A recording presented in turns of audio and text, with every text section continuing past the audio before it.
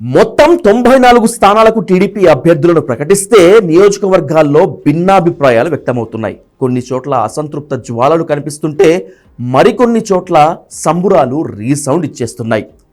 TDP first list సంచలనాలకు care of address గా మిగిలిపోయింది. సీనియర్లను సిట్టింగ్లను పక్కన పెట్టి మరీ జాబితా రిలీజ్ చేశారు చంద్రబాబు. వీళ్ల విషయంలో ఆయన నిర్ణయం ఎలా ఉంటుందనే చర్చ జరుగుతుండగానే ఇద్దరు మహిళా నేతలకు టికెట్ విషయంలో టీడీపీ అధినేత అన్యాయం చేశారనే చర్చ జరుగుతోంది.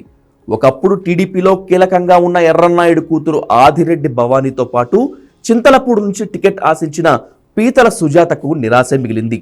టికెట్ ఇవ్వకుండా ఆదిరెడ్డి భవానీని చంద్రబాబు వంటింటికే పరిమితం చేశారంటూ కొత్త రచ్చ మొదలైంది.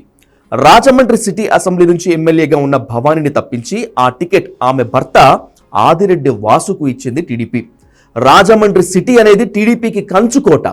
2019 ఎన్నికల్లో వైసీపీ సృష్టించిన సునామీలోనూ ఈ స్థానంలో సైకిల్ పార్టీ విజయకేతనం ఎగరవేసింది.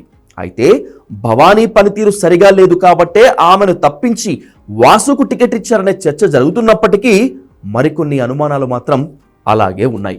వాసు మీద చాలా ఆరోపణలు ఉన్నాయి. ముఖ్యంగా చిట్ ఫండ్ కేసులో ఆయన అరెస్ట్ అయ్యారు కూడా. మరి ఇది ప్రభావం చూపిస్తుందా లేదా అన్న సంగతి ఎలా ఉన్నా ఎర్రన్నాయుడు కూతురు ఇక వంటింటికే పరిమితం కావటం ఖాయం. ఇక చింతలపూడి నుంచి మాజీ మంత్రి పీతల సుజాత టికెట్ ఆశించి భంగపడ్డారు. ఇక్కడ నుంచి సొంగ రోషన్కు సైకిల్ పార్టీ టికెట్ ఇచ్చింది.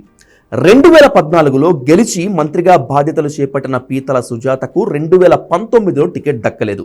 అయితే ఈసారి అయినా అవకాశం వస్తుంది అని అనుకుంటే మళ్ళీ మొండి చెయ్యే మిగిలింది.